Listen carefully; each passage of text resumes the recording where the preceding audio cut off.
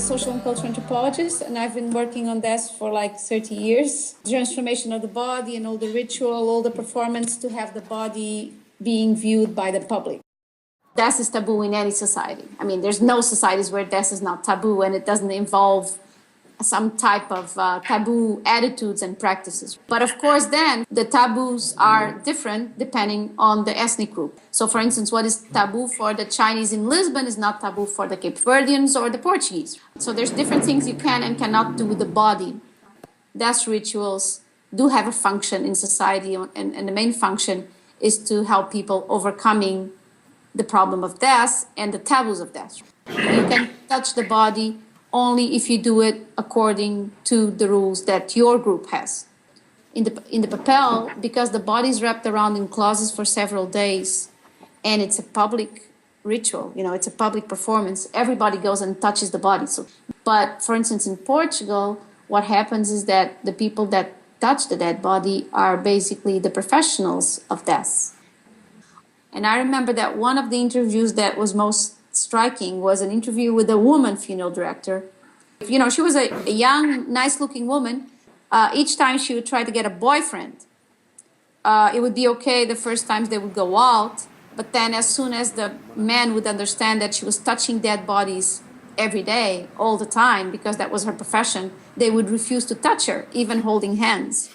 And that's a very good example of the taboo of touching in Western society, because it's not only that you touch the dead body, but that the fact that you touch the dead body makes you become polluted to touch other people.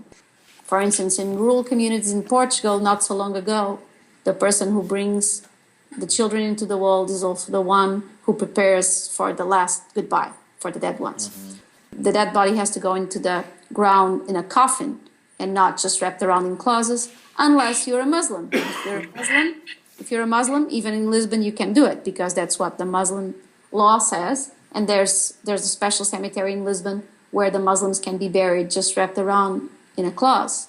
And yeah, there are a lot of specific rituals, in the sense that you need to cast away the bad image of giving birth to a dead baby, or having a child that dies shortly after.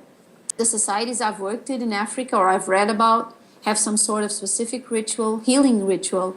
It is believed that these women have not fulfilled their obligations towards their spirit ancestors, and so it's a sort of a revenge of the spirit ancestors. In Catholic Western societies like Portugal, doing something to the dead body after the body is dead is definitely a taboo. They try to avoid autopsies, and people stayed up to 15 years ago totally against cremation. But if you go to other cultures, it's not. As you know, in Hindu societies, the destruction of the body through fire is a must. So the notion of destruction is also cultural relative. The society acknowledges that it has lost one member, and that's always a bad thing. The basic function of taboo, I think, is to establish borders. And death became the taboo. Small children have sexual education, but no one talks to children about death. Children are no longer admitted in funerals. It's supposed to be of bad taste to bring a child into a funeral. I remember when I was a child in Portugal, people would not say the word cancer, they would say the fashion sickness. That's what they would call it. They would never say the word cancer. It was like the same thing with AIDS just 20 years ago. It was like saying the word would bring bad things around.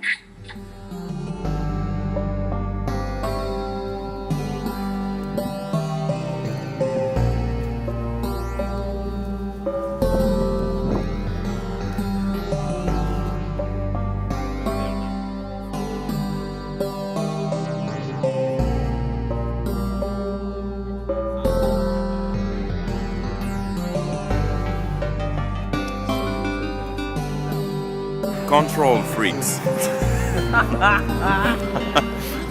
We are control freaks on the stage.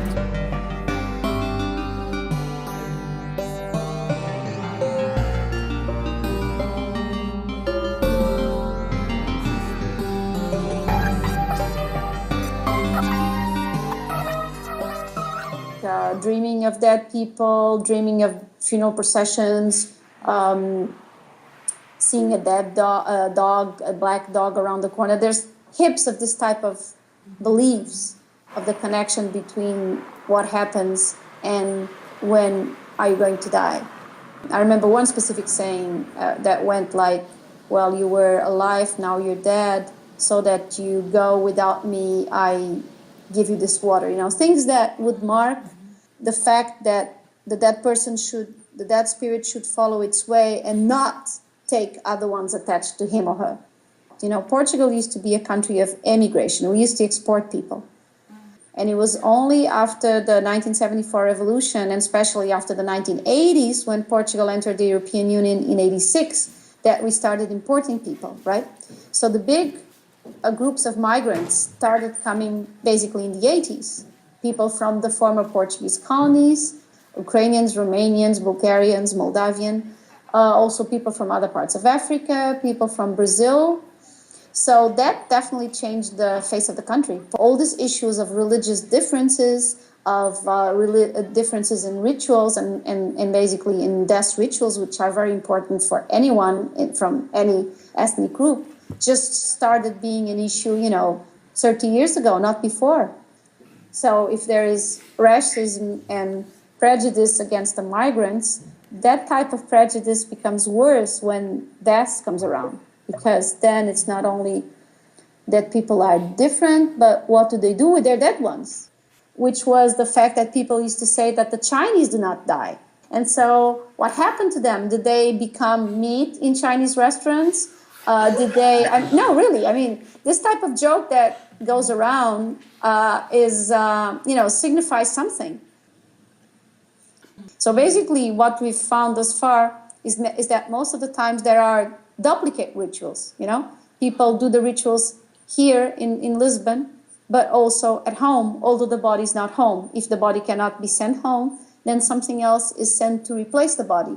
For instance, the people from Guinea, they send a suitcase with the belongings of the dead one, especially clothes, And then the family over in Guinea-Bissau does a second ritual as if the person was there, the dead body, but it's not. It was buried in Lisbon, but they duplicate the burial there. The relationship with the dead one does not finish when the body goes into the grave or into cremation or whatever, The final disposal of the body does not end the connection. And well, my theory, my work has all been done around the idea that the relationship between the world of the living and the world of the dead is there all the time in all societies. If you or your family or society as a whole does not accomplish all the rituals that you're supposed to, the consequence is that instead of having a good relationship between the world of the living and the world of the dead, you'll have a bad one. And you don't want that because the dead, they will exert revenge upon the living, right? So in Portugal, there's all sorts of rituals that prevent the dead ones from coming back. Besides fulfilling all the rituals at the time of death, there used to be a lot of gifts that people had to give. For instance, to the poor, like bread, or a suit, trousers and a jacket, or whatever from the dead person to a poor person, or money. And all these things had to be done in order for the spirit not to come back.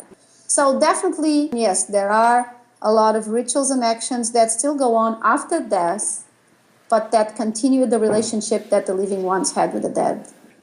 For instance, sex and relationships. In Western society, as in Portugal, the rule is still monogamy, right?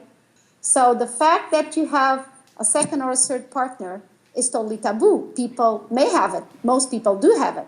But they will not openly talk about it or show it, right? So the taboo against polygyny in our Western society is definitely there. It's a taboo for me,